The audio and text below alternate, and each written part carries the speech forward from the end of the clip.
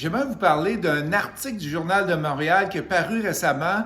En quoi la démographie influence-t-elle le marché immobilier? J'ai la chance d'avoir Michael qui a travaillé et regardé cet article-là et il va nous en parler aujourd'hui. J'ai bien hâte de savoir c'est quoi l'influence de la démographie des gens qui vont influencer le marché immobilier. En fait, je vois ça comme une carte météo de la démographie liée à l'immobilier. Et j'en décèle trois grandes tendances. OK. La première grande tendance, c'est qu'il y a 32 000 nouveaux ménages en 2020 qui vont s'installer, qui vont se créer. Donc un beau potentiel de progression sur l'année. Et d'ici 4 ans, on arrivera à plus de 142 000 nouveaux ménages à loger. 142 000 d'ici 4 ans. Fait que ça, Ouais. ça l'aide les gens qui ont du multilogement. C'est ça. Ça l'aide les gens qui font du flip. Ouais. Parce que, si je me rappelle bien, je ne sais pas si l'article le disait, mais il me semble que c'était environ 2,1 à 2,2 personnes par ménage. Fait que là, ça rajoute beaucoup de gens. Et toi, tu parles de 32 000 ménages, Oui. même pas de personnes. Wow!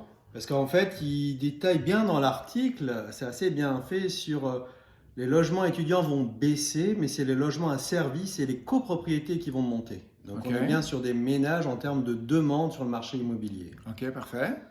Le deuxième grand élément qu'on a pu relever, ce sont les régions.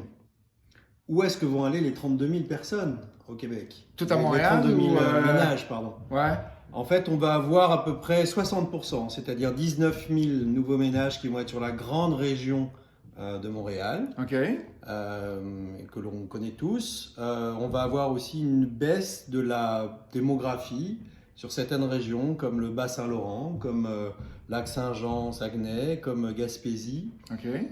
et Île-de-la-Madeleine. Donc, quand on dit une baisse, on parle de moins 0,2, moins 0,5.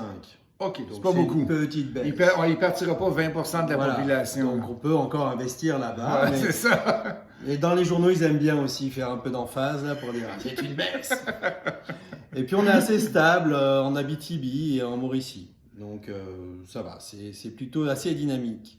Et la cerise sur le Sunday, qui est le troisième fait de cet article, ce sont les résidents qui arrivent, résidents permanents, nouveaux résidents permanents, et ceux qui Ok. viennent pour étudier.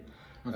Qui eux sont la variable ou vraiment la cerise sur Sunday, c'est-à-dire on ne sait pas exactement où ils vont arriver, puisqu'il y a une forte demande, il y a un besoin de main-d'œuvre, on ne sait pas encore où ils vont C'est s'installer. incroyable le besoin de main-d'œuvre. Ouais. Comme vous le savez, je suis originaire de la Beauce et il y a plein d'industries qui manquent de main-d'œuvre.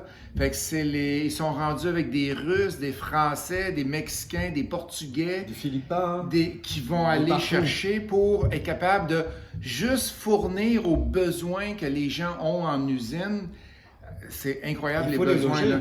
En plus, il faut les loger, c'est ça. et il y a même des entrepreneurs qui, à côté de l'usine, vont bâtir un multilogement pour Oui. loger les personnes qui font venir de l'étranger, pour dire le besoin criant.